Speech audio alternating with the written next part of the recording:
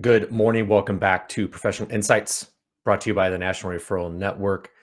This morning, this is the end of the year. We've got New Year's Eve tonight, New Year next year. So I've got Mike Clarke, co-founder of Protection Point Advisors, back with us today. We're going to talk about kind of 2024 year-end kind of wrap up and what to look for, what some of the things to talk about in 2025. So I know that's kind of broad, but we're going to get into this deep conversation because we just rehearsed a lot of it. So it's going to be fun. Stay tuned. But before we get going, hit that like and subscribe button. Leave any comments down there. Look forward to seeing those and answering any questions you guys may have. But with that said, let's get started. Good morning, Mike. Hello there, sir. Good to see you. Good to see you. Yeah, we have no idea where we're going this morning. We don't. This is Let's just see where we end up. Yeah. So I mean, let's start with 2024, right? Yeah. There's a lot of things that happened across the board. The market apparently did well. But talk about that a little bit, Mike. What did you see in the market that was positive, that was so, but recap 2024 for us?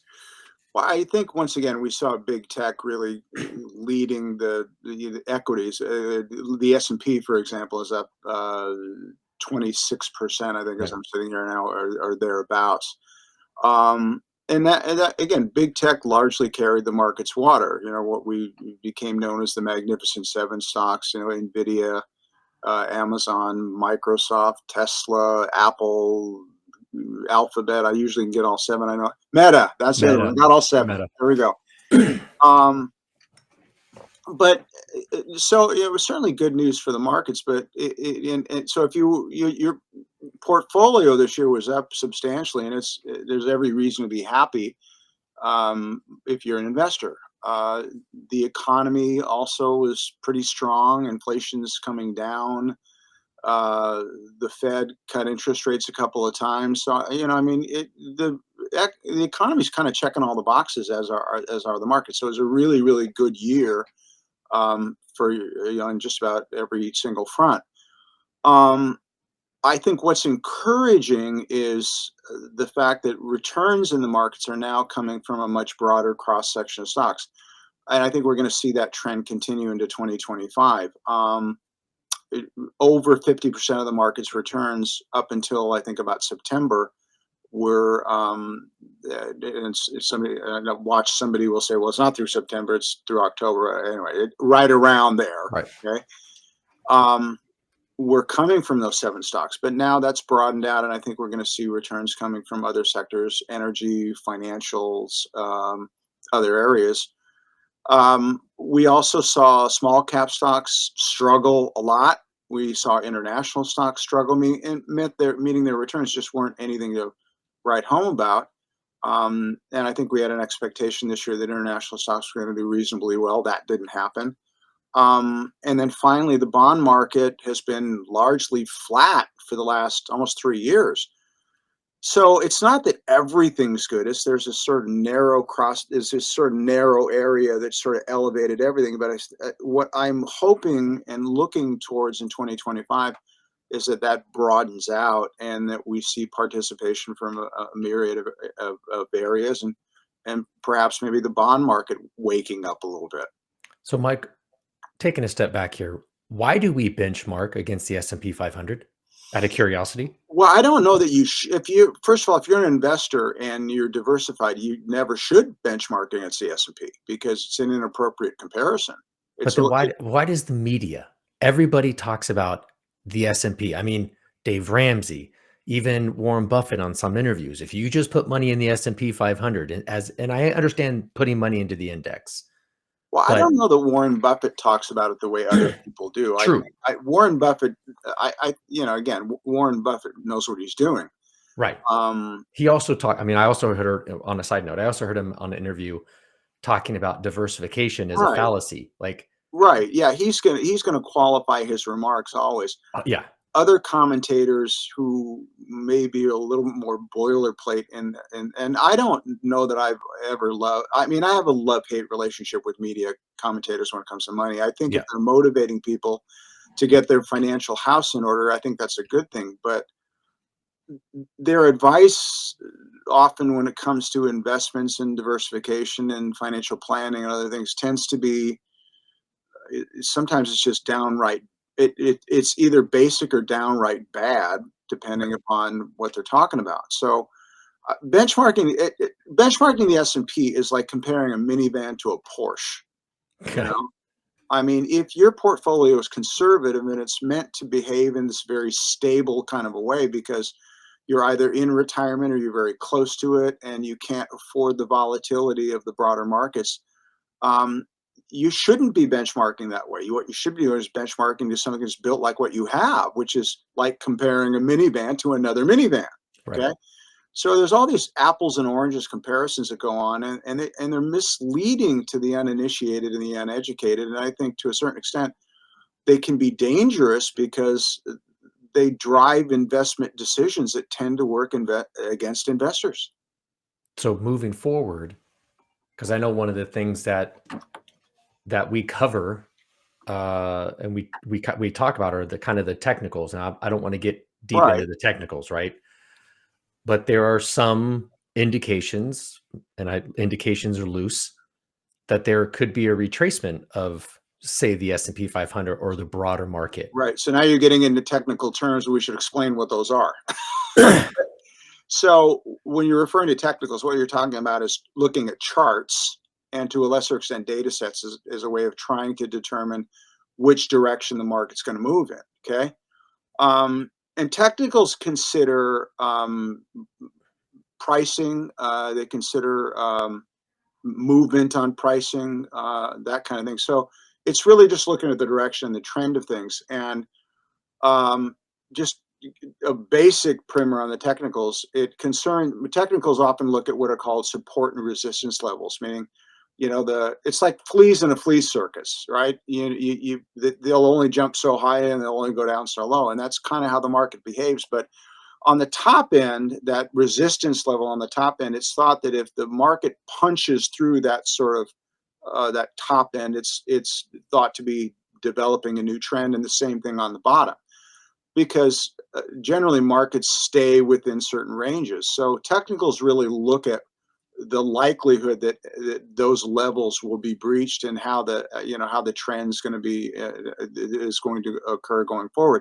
It's not an exact science. It's something that a lot of people rely on. Look, forecasting the market in the short term is it's not an exact science. No. Um, and I think, though, that there is some merit to it. And I think there's some merit to it, especially when it comes to reducing volatility in a portfolio and have that analysis be a component of what you're doing as your overall investment strategy and approach.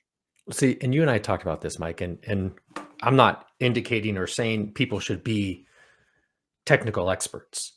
Right. But one of the things that you and I talked about before we jumped on and moving into 2025 is this increase in financial literacy Yeah. and just having I don't want to say broad knowledge of things, right? Because then it's hard to learn everything. Right. But moving into 2025, what are some of the things that people should be looking for or looking at to make better financial decisions? Well, first of all, I think everybody needs to understand where their knowledge ends and where someone else's begins. Look, I know how to brush my teeth. Right, I know how to floss. I don't know how to interpret the x-ray of my teeth and what to do about that. My dentist does. Okay. right, I know how to take care of my body. I know how to eat. I know how to exercise. I know how to do the right things. I don't know how to interpret an MRI. My doctor does. Okay. I think we need to start looking at developing relationships outside of our expertise to get us further because those relationships give us more information on how to succeed than we have on our own. I think that's number one. And I think where that really becomes important is because is then we're less likely to make emotional decisions. And with all this media noise out there, I think that's what happens. Investors make really emotional decisions about money, and emotional decisions about money almost always work against you rather than for you. So right. I think if we're talking about financial literacy, I think the first thing to do is admit, look, this is how much I know, and there's a whole wealth of information that I need and don't have access to, maybe I need to access other professionals and other advisors. There's tons of ways to do it. I mean, there's certainly people like us, um, but there are also other ways to do it. I mean, there are all kinds of resources out there, but I just think that it requires a little bit of work, but it doesn't require as much work as you think. Well, Mike, let's take a step back because I just thought about this as you were saying that. Is is going into financial literacy in terms of investment really the starting line? Or is it understanding how money flows in our economy and what is the economy? Well, first of all, I think if you're thinking about investing, the first question I would ask anybody is, "What are you investing for?" And I think that's the question that gets missed so very often, particularly with young people. I get asked, "Well, you hear things like, I want to buy crypto, or I want to buy Right. this stock or that stock or whatever it is. I want to get in on whatever the hot thing is." But have you asked yourself why? What is your goal? What are you investing for? Okay. Because if you can possibly answer that question and answer it specifically, then automatically it sets up a time horizon. Oh, I'm investing for the long term. Great. Well, what works over the long term? Okay. Or I'm investing for the short term. Well, okay, maybe crypto isn't the thing you want to do over the short term. It's way too volatile, and maybe when you need the money, you could wind up on the wrong end of its behavior. So understanding why you're investing, that's the very, very first thing. And by the way, maintaining focus on that, okay? And then doing your very best to unplug yourself from your own emotions and just being pragmatic and process driven about it. This is what the best investors in the world do. It's what the best run funds. I mean, the evidence on this is a mile high. So, if you're talking about becoming an investor, those are the questions to ask yourself. But Mike, and we talked a little bit about this before. If I look at, if I'm sitting in my house and I'm living just above paycheck to paycheck, Sure. and I see all the news on, hey, the market's great, the economy's flourishing, but I'm looking down and my pockets are empty, Right. right? How do I get to the knowledge base and understanding of my economy versus the broader economy? Well, first of all, if you're somebody in that situation, you don't care about the broader economy. You care about your economy. Okay. Okay. So that's number one. So I would never say to somebody, "Well, the economy is really good if you just look around." Look, that completely disrespects their circumstances. Okay. What I would say to anybody like that is, oftentimes it's about scorekeeping. We all need to find a way in our financial lives to keep score over what we have and what we're obligated to. Okay. Now, fortunately, technology allows us now to keep score very easily. The stuff Right. we used to have to do on with paper and pencil and a calculator, we don't need to do that anymore. Like in the ledger on the front of your checkbook when you used to Yeah, oh yeah, balance. it was just to balance the checkbook, and that took an hour. You didn't always get it right. Oh, I loved it. Um, and now there's, I don't know, just there's things like Mint or Rocket Money or these Right. different apps that really do, I think, a pretty good job. And the banking apps, by the way, do a pretty good job of helping you keep score. Um, so it's about knowing what you make and knowing what you spend or need to spend to meet all of your obligations. This is where I do credit some of the commentators who are out there in the media talking about kind of ways to get yourself, I guess, financially in shape.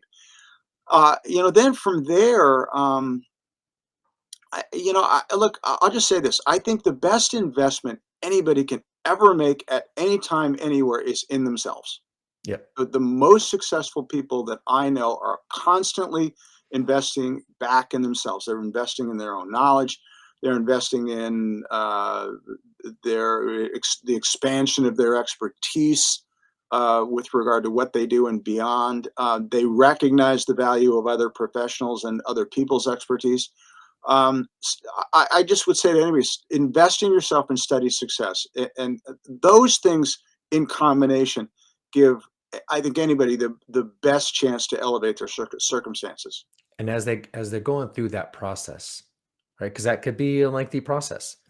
When should they start planning for that future? When should they start investing? Well, you see, look, the reality is you should start saving and investing from the day you get your first paycheck. It Right. should just be part of your DNA. Okay. Um, the reality is, if you learn to live on less than what you earn, then you'll eventually work your way out of, sometimes perilous circumstances. Look, I know that somebody who's living paycheck to paycheck and looking at and barely meeting their obligations, that's just, those are empty. That's empty rhetoric for them. But I Right. do think it's I do think, though, there is some meaning there if it motivates somebody to begin keeping score and to begin looking at, okay, what do I have? Maybe where are there? We've seen the Rocket Money commercials, for example, that reference the number of subscriptions people pay for and they don't even know it. Right. I mean, Right. there are things like that. I think you can, I don't know, fire your barista 3 days a week. Maybe I see people going into Starbucks and it's $20 every time they go in sometimes. Okay. Right. So, I mean, there are ways to go. Again, I realize it's, like saying, yeah, I'm going to eliminate HBO from my cable bill, and that did it. No, it didn't. Okay. Right.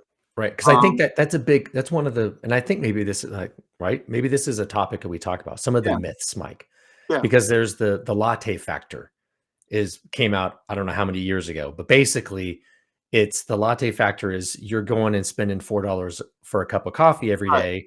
And that is why you're not wealthy. And that's not true. Like you're not going to save your way to wealth. Right. No, you're not going to. And but I do think it's a start, though. Okay. 100%. Yeah. I mean, yeah, It's you just a place certainly to can't begin. just continue to spend money and think that you're gonna, you're going to Starbucks every day, like you said, or you're going out to lunch, you're going out to doing, $100 dinners every weekend. Like, No, you're not. Again, I do think the way people consume, I think, and often that does need to change, right, because I think there's a lot of wasteful spending that goes on in people's lives. My hope is that people who are in those circumstances will recognize that their own potential is the thing that they need to look to work themselves out of whatever the circumstances are, or better themselves, which to me always means an investment in yourself, an investment in your own literacy and knowledge. And as financial advisors, that's the things that we talk to our clients about, is that the antidote to so many of this is just literacy and knowledge. Um, and often, and we also, and people like us often aren't available to people in meager circumstances, because we tend to work with people of more substantial means. right. um, but it doesn't mean that you can't begin to educate yourself about the way money works, and about how you can improve your circumstances through investing back in yourself. I just think that that is always the common thread to me. It put the When money I think if you look at somebody, and I get frustrated when I hear stories about, if I'm at a job for 5 years or 10 years, I deserve this income. And if you look at historically, what somebody's done over those 10 years is really the first year, 2 years, they've learned what their job is, and all they've done is copy and paste it for the next 8. And so I think it's important, Mike, yeah, although we're talking about financial literacy in terms of investing, right. I think it's critically important on the financial literacy standpoint, because you can apply those things that you're learning, how money moves, how the economy works, how business works on a very simple level that Right. could also help elevate you in your work position. Well, I think it's very important, and I think we're coming into, I think, maybe a time where we are going to begin to elevate the important and prioritize the importance of labor over capital. I think. Okay, Mm, over the past 30 years or so, maybe longer, it's been about, we prioritize capital over labor, but I think that's might beginning to flip a little bit, in that workers now need to understand their value in the workplace. You need to understand, how valuable and try to become more valuable to your employer, and then go to your employer and say, look, this is how valuable I am. You got to pay me what I'm worth. Okay. Right. Because I think if we learned anything, it's if paying people what they're worth is the best business decision any business owner can make. Okay. Oh, and that's been studied and published for decades. Yeah. So I mean, you do get what you pay for. Okay. Right. So find the best. And by the way, the big tech companies, they know this cold. Right. Okay. So I think if there's a message we would send to small businesses, like to small business owners, start looking at your workforce. Are they being paid appropriately? Are they being trained appropriately? Are you getting the value for them that you need to get from them? Do they understand their value? Is it sort of an equitable partnership? I'm hoping we come into a time where there can be a more balanced relationship there, because we need exceptional people to drive this economy. Well, Mike, okay, going back to financial literacy, and I know that you just mentioned business owners. Well, if you focused on those key employees, it is actually a benefit to the business owner in terms of an exit plan. Well, oh, it absolutely is. I think one of the things, and we've talked about this with many of the people we've had on this broadcast, that business owners, especially small business owners, need to look to pluck themselves out of their being the center of their own business Yeah, universes. The best advice I think I've ever heard for a small business owner is you run your business like it's always for sale. always. Okay, like it's always for sale. Because if you're doing that, then the business should be able to run without you. Okay, and Right. as we've talked about, it's the difference between working in the business and working on the business. Okay, but if what you want to do is to go to work every day and lord over this little kingdom you have, excuse me, I don't mean to belittle it, but Right. uh, you know that is that the reason you really built the business, or went into business in the first place? Yeah. I once heard that if a manager is out, like a high-end or owner is out in the world interviewing for a high-level position and the business is operating on its own, you're looking in the wrong pond for your promotion. Right. Right. And I think that's one of the things business owners have to get out of their own way and trust the Yeah. employees. But that's part of that financial literacy on the business standpoint, Mike, right? It's understanding how that business operates and what that path is forward. Well, I can say this as a business owner, I did not know for many years how to be one. I No. didn't know how to employ people. I didn't know how to employ good people. I didn't want to pay good people. Um, I didn't know how to set expectations. There's a lot of stuff. I made all the mistakes. I was not a good person to work for many years, and I had to learn how to be a boss. Right. Um, I think this whole I sign the check, so therefore I am Jehovah kind of Yeah. boss. That's dead and gone if you want Right. to keep good people. Right. And Good, and it's and Mike, yeah, this is the dynamic again. It is about keeping good people. But if you think that you're gonna go and be that boss mentality and have an exit, then the stats are against you. they are. Like you have to develop the people. You have to maintain those. I mean, there's so much that goes into the development of them, so you can get what you want. I've heard this with big tech. I think it's percolating down to small business.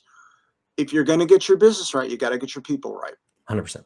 You got to get your people right, which means you have to find them, keep them, and pay them. Right. Okay. Uh, I think and I think 2025. What's interesting about some of the proposed policy changes. Let's just kind of go there for a second. So Okay. there's been a lot that's been discussed and written and talked about regarding some of the proposed policy changes regarding trade, widespread tariffs everywhere. I think we've taken the position we don't think it becomes a reality the way that it's been proposed. It's more of a negotiating tactic, although I do find it interesting. Are other countries going to call the bluff? We will Right. see. Okay. Um, uh, what's interesting about it, though, is we are a whole lot less dependent on trade than we were, say, 20 years ago. Okay. So we are largely self-sufficient here in this country, which is why domestic equities or the U.S. stock market probably still is the place to be in 2025. Then there's labor. Okay. What will mass deportations do? Well, if they're carried out, that tightens the labor market, and that's inflationary. But honestly, I just don't think mass deportations will be carried out to any great degree, or certainly not to the degree that has been talked about. It's just too hard to do. Nobody knows how to do it. Right. So I think I read this the other day, and I'll just mention it here. So during the first Trump administration, he deported about 1.5 million illegals. Okay. Okay. If he were to double that, I'm sure he would claim that that was an earth-shattering victory if he just doubled that. Okay. All right. It's nowhere near the 11 or 12 million that they're talking about, but they would declare that a victory, I think, almost certainly. But what's interesting is Obama deported 3 million during Right. the last term of his presidency. So if it was just a repeat of what's happened before, I think the labor market can handle it. Okay. And Right. I think the reality of this mass deportations is going to be a lot different. And I don't think the economic effect is going to be near what is feared. But until these policy decisions become a little bit more crystallized, I think it's going to introduce a lot of uncertainty as markets begin to sort of navigate these changes and wonder what the orientation is. Because there is an economic side of there is the other side of the fence on the economics, right? Is that, and I don't know what these numbers are, but because the supply and demand of various products and resources, if you inject that many people into any system, Mhm. we have challenges.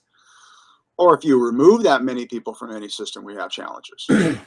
All right. Right. And so, look, the reality is, I'm not trying to take a position here, but I did hear an economist say there's two ways you can grow an economy. You either get a more efficient worker, which with AI and all the technological advancements, that's made workers more efficient. Okay. Right. Or you get more workers. And we really do need a combination of both, which means we need a fairly robust and aggressive pro-immigration policy. Legal, yes. I'm not certainly saying we need to make the underground economy bigger, but we do need, we need more workers, and they need to be here legally, and they need to be paying taxes. And as America ages, those people wind up supporting services which older Americans need to take advantage of. Okay. Yep. So I think the markets in 2025 are looking at all these policy changes as, on their face, just kind of being disruptive. But I think a lot of it is more about the theatrics than it is about the realities. Okay. And by the way, there are other, tax and regulatory policy is seen to be pro-business. I think we're coming into an era where we're going to see relaxed regulation in the financial and energy sectors, and that certainly bodes well for equities, and softer monetary policy bodes well for bonds. And so it's a mixed bag of things. It's a combination of headwinds and tailwinds.